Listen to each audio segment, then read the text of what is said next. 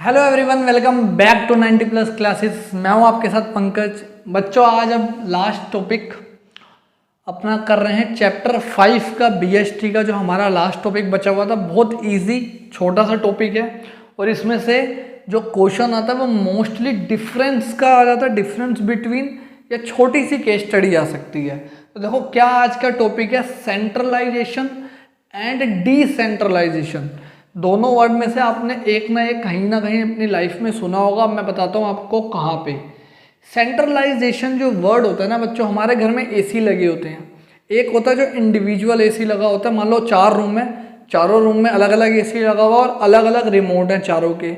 लेकिन आप जब बैंक्स में जाओगे, मॉल्स में जाओगे, सिनेमा हॉल में जाओगे, वहाँ पे ऐसे अलग अलग एसी नहीं होते। मोस्टली वहाँ पे सेंट्रलाइज्ड एसी होते हैं, या बड़े बड़े जो बंगला वगैरह होते हैं वहाँ पे सेंट्रलाइज्ड एसी होते हैं। मतलब क्या होता है सेंट्रलाइज्ड का? अब उन एसी को सिर्फ एक ही रिमोट कंट्रोल करता है। अगर आप टेम्परेचर रिमोट से कम कर दोगे तो पूरा जो हॉल है, पूरा ही सिनेमा हॉल का जो थिएटर का जो है एसी का टेम्परेचर कम हो जाएगा। और अगर आप बढ़ा दोगे तो पूरे एसी के रूम का टेम्परेचर बढ़ जाएगा।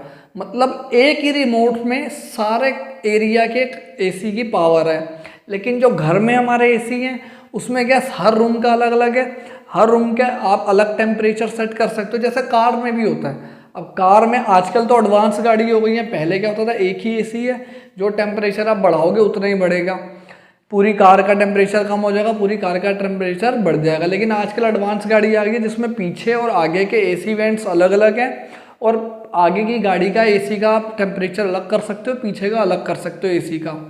तो जहाँ पे अब अपने टॉपिक में जो बिजनेस से रिलेटेड है, देखो सेंट्रलाइजेशन मीन्स कंसंट्रेशन और retention of authority for decision making eight top level of management, या फिर ये भी बोल सकते हैं फ्यू हैंड्स में। अगर आपकी पावर है, जो पावर ऑफ अथॉरिटी है डिसीजन लेने की, वो सिर्फ टॉप लेवल के हाथ में है या कुछ लोगों के हाथ में ही है जो टॉप लेवल के ही हैं, बड़े लेवल के ही हैं, उसको बोलते हैं सेंट्रलाइजेशन।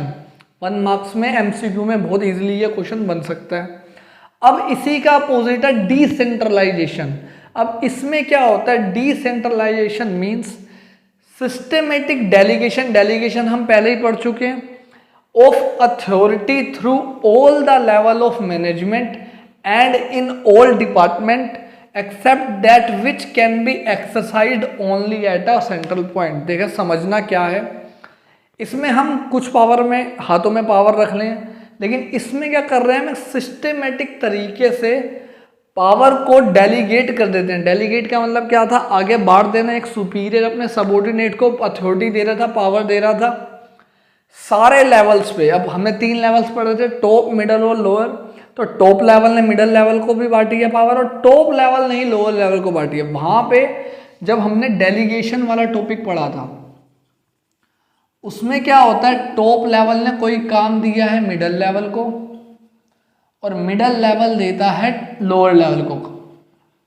ये होता था। लेकिन डिसेंट्रलाइजेशन में ऐसा नहीं है। डिसेंट्रलाइजेशन का अगर मैं एग्जांपल दूं तो टॉप ही मिडल को पावर दे रहा है और टॉप ही लोअर लेवल को पावर दे रहा है।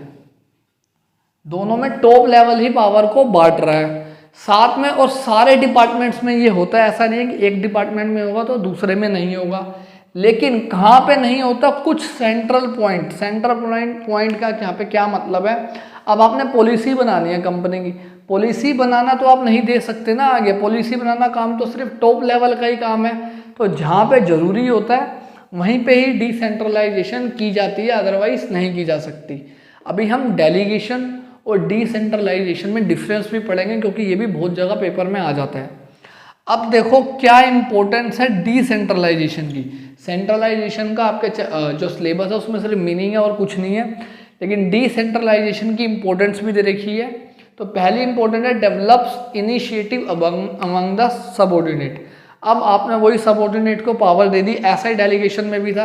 तो वो अब खुद अपने कुछ डिसीजन ले सकते हैं अगर उनके लेवल पे वो लेने लायक हैं। जितनी आपने अथॉरिटी दी है उनके अगर अंडर, वो अथॉरिटी के अंदर वो डिसीजन आ रहा था, वो खुद डिसीजन लेंगे। तो इनिशिएटिव मतलब खुद कदम उठा रहे हैं वो, जो कि एक अच्छी बात होती है कंपनी के लिए, क्योंकि जिसकी वजह से क्विक डिसीजन मेकिंग भी होता है। और यही सेकंड पॉइंट है, उनको अब अलग अलग लेवल्स पे पूछना नहीं पड़ेगा। छोटा सा भी काम है तो उनको वेट नहीं करना पड़ेगा कि जब तक मेरा सुपीरियर मेरे को अलाउड नहीं करता मैं डिसीजन नहीं लूँ। तो अब आपने पावर दे दी उन्हें, तो वो क्विक डिसीजन मेकिंग, जल्दी डिसीजन होगा, जिसकी वजह से कंपनी को लॉस नहीं होगा, ना ही कंपनी के हो सकता कोई अपॉर्चुनिटी आई हो वो हाथ से नहीं जाएगी।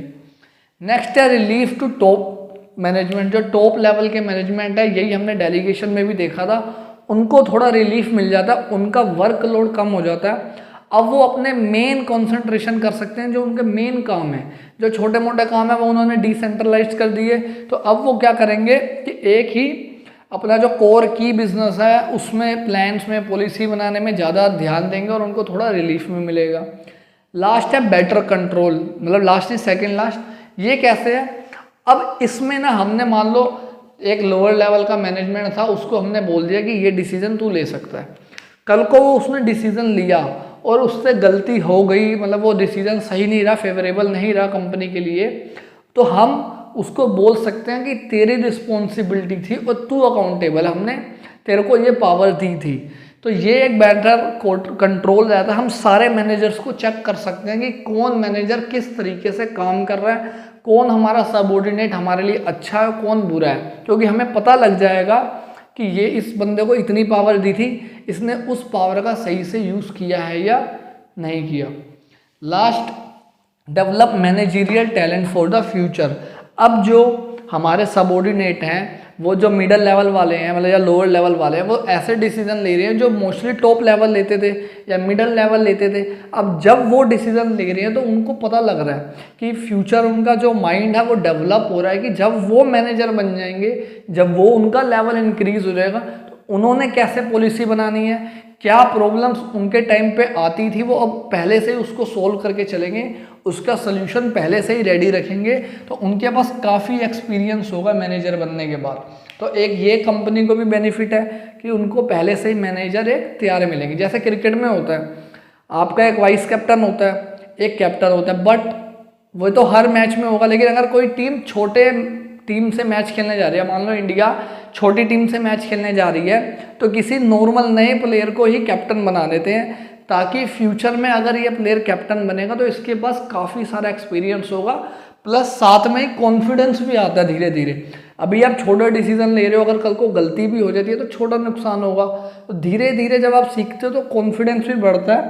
तो जो कंपनी के लिए बेनिफिट होता है, जो उसके एम्प्लॉयज़ हैं वो आगे फ्यूचर के लिए मैनेजर के लिए रेडी होते हैं। ये था सेंट्रलाइजेशन और डिसेंट्रलाइजेशन। अब एक बुक में आपकी डिफरेंस है, what is the difference between decentralisation और डेलीगेशन, वो करते हैं, फिर ये हमारा चैप्टर हो जाएगा खत्म।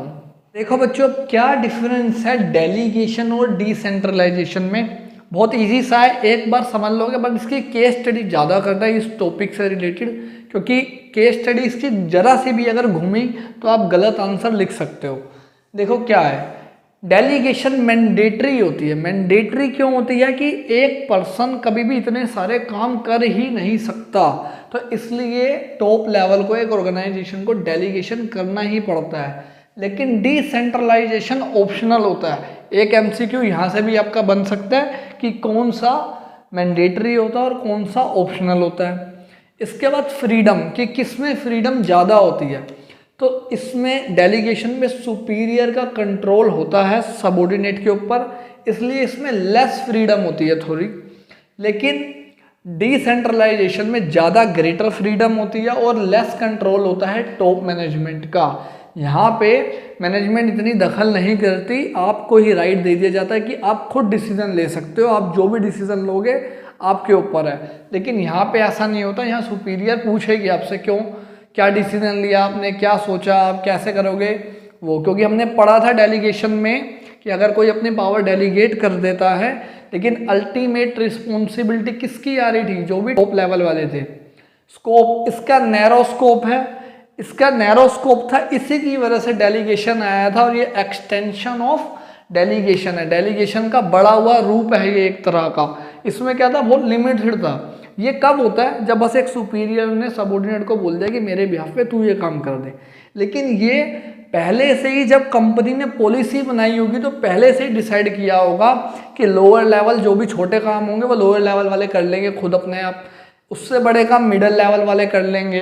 तो इसमें एक्सटेंशन है किसका? डेलीगेशन का। अब पर्पस ये क्यों किया जाता है? ताकि जो मैनेजर्स हैं उनका बर्डन कम हो और वो अपने मेन काम पे फोकस कर सके, फ्रीडम मिले, रिड्यूस हो, मतलब उनका बर्डन चाहे टॉप लेवल हो चाहे मिडिल लेवल हो।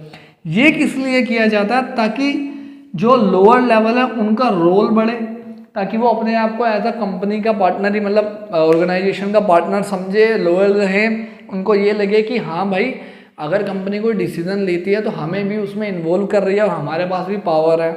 और ऑटोनोमी मतलब फ्रीडम, और उनको ये ना फील हो कि हमें तो यहाँ पे कोई डिसीजन लेने की परमिशन ही नहीं है, उनको थोड़ा फ्रीडम हो और उनका माइंड भी ग्रो हो। तो ये था डेलीगेशन और डिसेंट्रलाइजेशन के बीच में डिफरेंस। अब एक लाइन कई बार पेपर में आती है, देखो कि इन दोनों में कैसे आप डिफरेंस पहचान सकते हो। अगर हम अथॉरिटी को दो बंदों में बांट रहे हैं कि ए ने बी को दे दिया, ठीक है, तो जब तो यह है आपका डेलीगेशन, तब तो ये डेलीगेशन के अंदर आएगा। लेकिन मल्टीप्लाई बाय मैनी हो रहा है, बहुत सारे लोगों में पावर बांटी जा रही है, तो ये आपका डिसेंट्रलाइजेशन के अंदर आता है। आगे जो आपकी वीडियोस आएंगी, एक बार जब आपकी फर्स्ट पार्ट खत्म हो जाएगा तब मैं आपको केस स्टडीज और एमसीक्यू कराऊंगा, तो वहाँ पे आपको ये बहुत अच्छे से जैसे जैसे टॉपिक होगा ये मतलब क्वेश्चंस होंगे, एक्सपीरियंस होगा क्वेश्चंस का कि कैसे क्वेश्चन कैसे घूमते हैं, तब ये आपको अच्छे से डिफरेंस क्लियर हो जाएगा। तो ये था बच्चों आपका चैप्टर 5 ऑर्गेनाइजिंग। अब नेक्स्ट वीडियो आएगी स्टाफिंग चैप्टर की, ऑर्गेनाइजिंग, स्टाफिंग और डायरेक्टिंग। बहुत इंपॉर्टेंट टॉपिक हैं तीनों के तीनों, कम से कम 25 से 30 मार्क्स के, तो ये तीन ही आपके टॉपिक हैं। तो मिलते हैं बच्चों नेक्स्ट वीडियो में। Thank you everyone, please channel को सब्सक्राइब करो और जितना ज़्यादा हो सके शेयर करो वीडियोस को। Thank you everyone.